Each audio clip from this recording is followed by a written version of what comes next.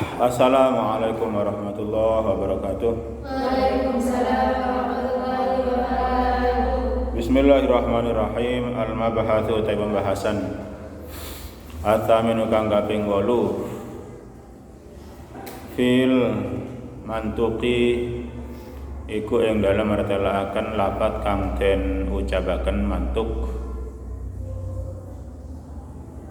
wal mafhumi lan perkara kang den paham. Jadi mantuk itu tekstual, dan mafhum kontekstual. Apa adanya lafaz mantuk itu mafhum adalah suatu yang bertambah dari mantuk itu sendiri. Fal mantuku mongko utawi kang aran mantuk, fal mantuku mongko utawi kang aran mantuk iku ma perkara dalla kang nuduhaken alaihi ing atase ma apa al-lafdu lafat fi mahallin nutqi ing dalem panggonane ngucapaken, ing dalem panggonane ngucapaken. Mantuk itu adalah sesuatu yang ditunjukkan oleh lafaz dalam dalam mahal pengucapan. Jadi apa adanya yang diucapkan itu namanya mantuk. Sebaliknya wal mafhumu lan utawi mafhum perkara kang den paham iku ma perkara dalla kang nuduhaken alaihi ing atase ma apa al-lafdu lafat la fi mahallin nutqi ora ing dalem panggonane ngucapaken, la fi mahallin nutqi ora ing dalem panggonane ngucapaken. Jadi mafhum itu adalah sesuatu yang ditunjukkan oleh sebuah lafaz tapi di luar pengucapan, di luar pengucapan. Jadi makanya disebut dengan kontekstual atau makna-makna lain di luar teks. Wal mantuku lan utai mantuk perkara kang den ucapaken iku yang qasimu dadi kaandum apa mantuk ila qismaini maring rong panduman, ila qismaini maring rong panduman. Jadi mantuk ada dua macam, nas dan dohir. Nas dan dohir. Al awalu utawi kang pertama iku ma layah tamilu takwil. Ma iku lafat layah tamilu kang ora mengko apa ma at-takwilah ing den takwil. Sesuatu yang tidak butuh untuk ditakwil. Jadi berarti plek apa adanya lafat. Wa yusamma lan den arani apa ma an-nassa ing nas. An-nassa ing nas. Sesuatu yang tidak butuh takwil. Takwil itu apa? Takwil itu mendatangkan makna lain, mendatangkan maksud lain, takwil. Nah, lafaz yang tidak butuh untuk ditakwil namanya adalah nas. Terus keputusan yang apa adanya. Contohnya apa? Kaqaulihi ta'ala kaya dawuh Allah Ta'ala, fasiyamu thalathati ayyamin, rupane dawuh fasiyamu thalathati ayyam. Maka poso ing dalem telu pira-pira dina. Ya wis, puasa ya puasa, salatah ya 3, ayamin ya hari. Puasa 3 hari. Nah, arti puasa 3 hari yang apa adanya itu namanya adalah nas. Nas itu merupakan bagian daripada mantuk yang pertama. Nas. Watani lan utawi kang kaping pindho iku ma perkara yahtamilu kang memper atau kang mengko apa ma at-takwila ing den takwil. Ma iku perkara yahtamilu kang mengko atau kang memper apa ma at-takwila ing den takwil. Takwil itu apa? Mendatangkan maksud dan makna lain. Jadi sebuah lafaz yang masih butuh untuk ditakwil ini namanya nanti dhahir, bagian kedua daripada mantuk. Sebagian kaum tidak mau dengan dhahir ini, enggak mau, harus apa adanya lafaz. Tapi justru bahaya sebenarnya itu. Semisal contoh kata istawa dalam sebuah lafaz, innallaha khalaqakum, innallaha khalaqas samawati wal ardi tsumma stawa 'alal arsy. Allah menciptakan langit, bukan langit ini, ya langit, beberapa langit lah. Karena sebuah lafaz yang diulang, yang aslinya tinggi menjadi rendah itu ya lafaz apa? Ketika tidak diulang tinggi, ketika diulang maka dekat, namanya apa? Langit. Langit kan jauh, udah diulang langit-langit menjadi dekat. Maksudnya adalah semua langit yang di atas itu, menciptakan langit, semua langit, dan menciptakan bumi. Tsummastawa 'alal arsy. Kemudian, nah ini kata-kata istawa itu kalau keyakinan aswaja adalah lafaz dhahir yang butuh ditakwil. Kenapa? Karena maknanya amat sangat tidak pantas dengan sifat wajibnya Allah. Karena maknanya adalah apa? Bertempat. Istawa itu bertempat. Nah, kalau Allah bertempat maka berarti Allah sama dengan makhluk. Kalau itu kita yakini maka nanti arahnya kepada kekafiran, bahaya. Makanya aswaja meyakini lafaz istawa adalah bentuk lafaz yang dhahir, yang butuh untuk ditakwil. Ditakwil dengan arti menguasai. Nah, menguasai kan pas. Kemudian Allah menguasai arasy, suatu tempat yang luar biasa yang tidak pernah ada makhluk yang mengetahui kecuali para malaikatnya. Wa yusamma lan den arani apa ma ad-dhahira ing aran dhahir. Dhahir ngono, bahasa kita kan dhahir itu tampaknya begitu, tapi di aslinya tidak begitu. Itu arti dhahir. Ka qauli ta'ala, ka Allah Ta'ala, was-samaa banainaha bi aidin. Was-samaa lan bangun sapa ingsun ing langit. Namanya adalah istighol. Wasama alan bangun sapa ingsun ing langit, banaina tegese bangun sapa ingsun ha ing langit bi aidinna. Aidin aslinya apa maknanya? Berarti Allah bangun dengan tangan, ya apa enggak? Nah, itu bahaya. Makanya aswaja meyakini ini lafaz yang dhahir, harus ditakwil. Apa takwil? Mendatangkan makna lain.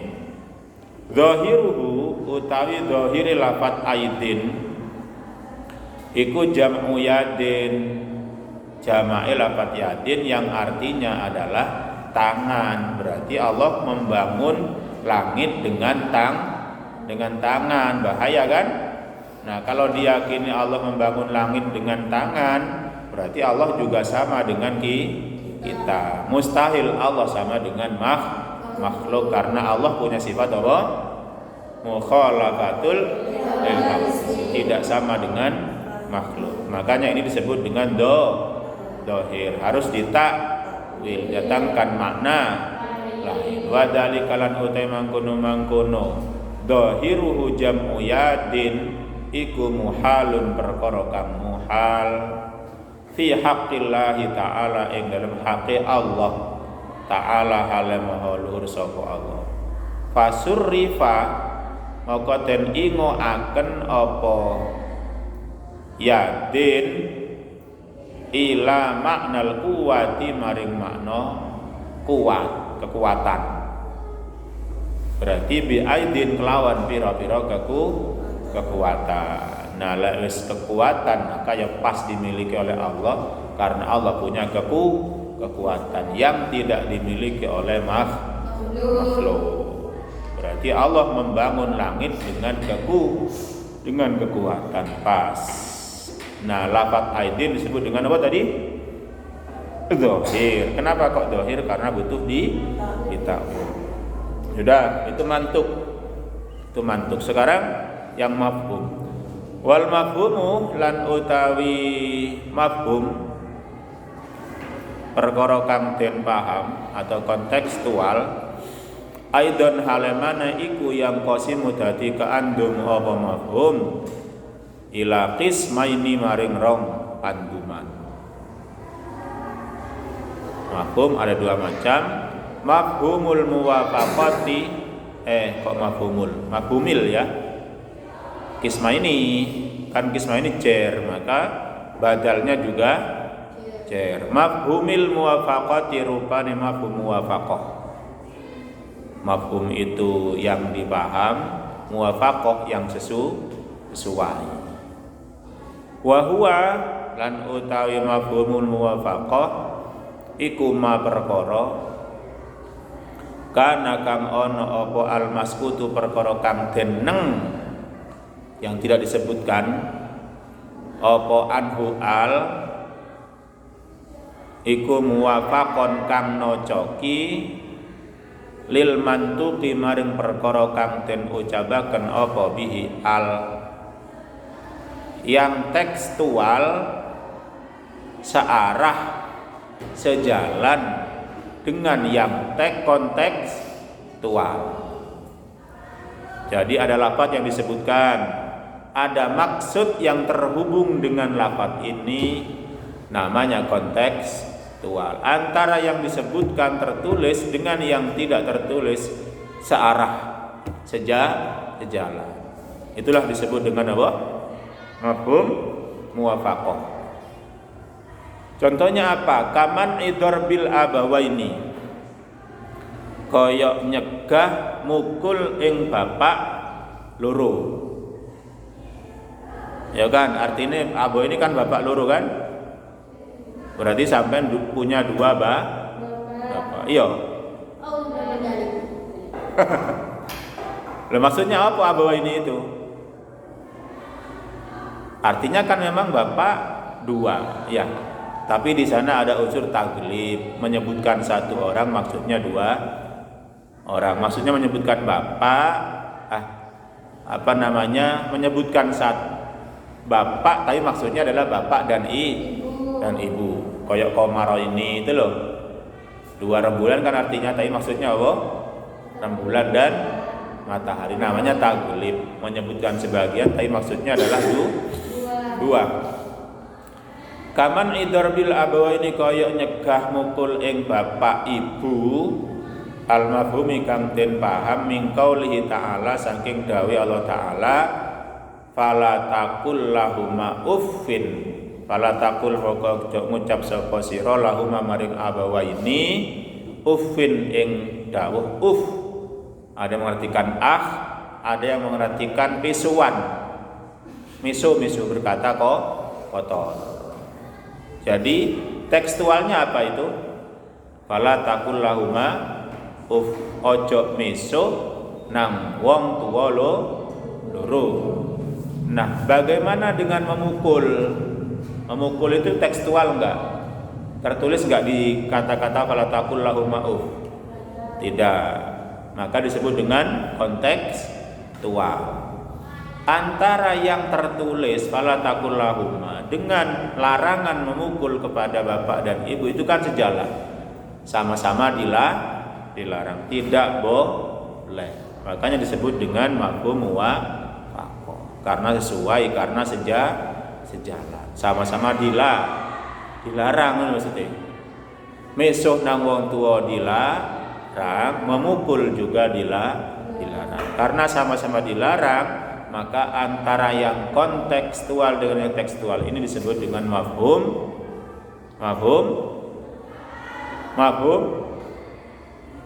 muwafaqah. Itu contoh pertama. Yang kedua, wa kaman ihraqi malil yatama, lan koyok nyegah ngobong bandane pira-pira anak yatim. Lan koyok nyegah ngobong bandane pira-pira anak yatim. Min qaulihi ta'ala, saking dawuh Allah Ta'ala, rupane innal ladzina yaquluna, innal ladzina teman setuhune wong akeh, yaquluna kang mangan sapa alladzina amwalal yatama ing pira-pira bandane pira-pira anak yatim, ing pira-pira bandane pira-pira anak yatim, zulman kelawan ngani ngoyo, tidak dengan cara yang benar, zulman kelawan ngani ngoyo, iku innama yakuluna angin pastine mangan sapa alladzina fi butunihim ing dalam pira-pira wetenge alladzina naron ing geni, naron ing neraka. Yang tekstual apa dari lafaz ini? Bahwa Allah melarang makan hartanya anak yatim. Yang kontekstual apa? Membakar harta anak yatim. Semua dilarang atau tidak? Dilarang. Sama-sama dilarang. Makan harta anak yatim zulman dilarang, membakar harta anak yatim juga dilarang. Artinya antara yang tertulis dengan yang tidak tertulis sama maksud atau sama-sama dilarang, maka disebut dengan mafhum muwafaqah. Yang kedua, wa mafhumil mukhalafati, lan mafhum mukhalafah atau perkara kang den paham kang nulayani, yang berbeda jalur, beda jalan. Wa huwa lan utawi mafhumul mukhalafah iku ma perkara kana kang ana apa almaskutu perkara kang deneng yang tidak disebutkan, berarti kontekstual. Apa anhu al iku mukhalifan kang nulayani, yang berbeda iku mukhalifan kang nulayani lil mantuqi maring perkara kang den ucapaken apa bihi al. Jadi yang tekstual dengan yang kontekstual, yang diucapkan dengan yang dipaham atau tidak diucapkan, beda jalur, berlawanan. Makanya disebut dengan mafhum mukhalafah. Contohnya ka'adami wujubi zakati, kaya ora anane wajib zakat alal maklufati ing ngatasi hewan kang den pakani, kaya ora anane wajib zakat alal maklufati ing ngatasi hewan kang den pakani.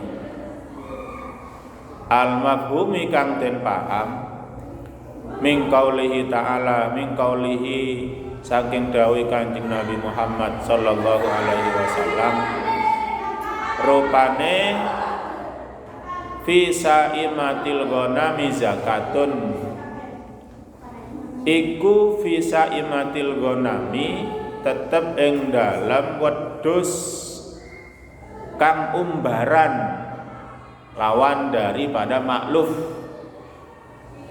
iku tetep ing dalem wedhus umbaran zakatun utawi zakat. Teksnya adalah kewajiban zakat bagi hewan yang bagi hewan kambing yang liar. Mafhumnya adalah berarti tidak ada kewajiban bagi hewan yang dipakani. Artinya konsumsinya menggunakan biaya atau tenaga. Bendino diritno atau ditumbasno. Maka kalau hewan ternaknya dipakani semacam ini tidak ada kewajiban zakat. Sedangkan teksnya menunjukkan wajibnya zakat. Berarti kan berlawanan. Karena berlawanan maka disebut dengan mafhum mukhalafah. Paham kan? Iya. Ya kan? Fi saimatil ghanam zakatun. Kambing yang liar ada kewajiban zakat. Kemudian dari kata-kata ini bisa dipaham, kemudian dipakani menggunakan biaya, maka kambing atau hewan ternak tidak kewajiban zakat. Nah, karena yang satu wajib zakat, yang lain tidak wajib zakat, maka berlawan. Nah, makanya disebut dengan mafhum mukhalafah. Kemudian yang berikutnya rawahu Syafi'i wa adam mil haji atau kepada kaadami wujubi zakat. Wa adamil haji lan ora anane wajib haji. Lan ora anane haji fi ghairi ashhurin ing dalem liyane pira-pira bulan maklumatin kang den weruhi. Itu mafhum apa? Kontekstualnya tidak ada kewajiban haji atau tidak ada pelaksanaan haji di selain bulan-bulan yang diketahui. Apa bulan-bulan itu? Syawal, Dzulqa'dah, Dzulhijjah, Muharram. Maka ini bulan-bulan ditentukan oleh Allah dalam Al-Qur'an untuk ada kegiatan haji. Berarti di selain bulan ini tidak ada haji. Tekstualnya apa? Qala ngendika sapa Allah taala al-hajju ashhurum ma'lumat. Al-hajju utawi haji iku ashhurun pira-pira wulan ma'lumatun pira-pira kang den weruhi, yaitu tadi bulan-bulannya. Syawal, Dzulqa'dah, Dzulhijjah, Muharram. Nah, tekstualnya adalah Allah menyebutkan tentang bulan-bulan di mana dalam bulan-bulan itu ada haji. Kontekstualnya adalah di selain bulan itu tidak ada haji. Maka karena berlawanan, yang tekstualnya ada kegiatan haji, yang kontekstual tidak ada kegiatan haji. Karena berlawanan maka disebut dengan mafhum mukhalafah. Yang berikutnya contohnya wa jawazil bai'i yaumal jumu'ati lan atau kepada ka'adam wujubi zakat wa jawazil bai'i lan menangi adol tinuku yaumal jumu'ati ing dalem dina Jumat idza lam yu'adzin ing dalem nalikane durung adzan sapa muadzinun wong kang adzan. Kontekstualnya adalah boleh berjual beli selama tukang adzan muadzin di hari Jumat belum mengumandangkan adzan. Jadi boleh sekaligus sah. Boleh sekaligus sah. Tekstualnya apa? Qala ngendika sapa Allah taala idza nudiya ing dawuh idza nudiya ing dalem nalikane den adani. Nudiya asalnya dipanggil, panggilan itu kan adzan. Idza nudiya ing dalem nalikane den adani atau den undang apa lis sholati salat mi yaumil jumu'ati ing dalem dina Jumat fas'au maka lumaku sira kabeh ila dzikrillahi maring eling ing Allah larangane wadaru lan tinggalo sapa sira kabeh albai'a ing adol tinuku. Tekstualnya apa itu? Wadaru lan tinggalo sapa sira kabeh albai'a ing adol tinuku. Tekstualnya adalah larangan jual beli. Kapan? Ketika Jumatan wis diadani. Larangan jual beli ketika adzan Jumat sudah dikumandangkan. Kontekstualnya apa? Boleh jual beli kapan? Sebelum adzan Jumat. Berlawanan enggak? Berlawanan atau tidak? Berlawanan karena tekstualnya larangan jual beli pas adzan. Kontekstualnya boleh jual beli sebelum adzan. Nah, karena berlawanan maka disebut dengan mafhum mukhalafah. Ya, paham kabeh wis. Cukup ya. Al-Fatihah. Bismillahirrahmanirrahim. Alhamdulillahirabbil alamin arrahmanirrahim. Iyyaka na'budu wa iyyaka nasta'in. Ihdinas siratal mustaqim. Wassalamualaikum warahmatullahi wabarakatuh. Waalaikumsalam.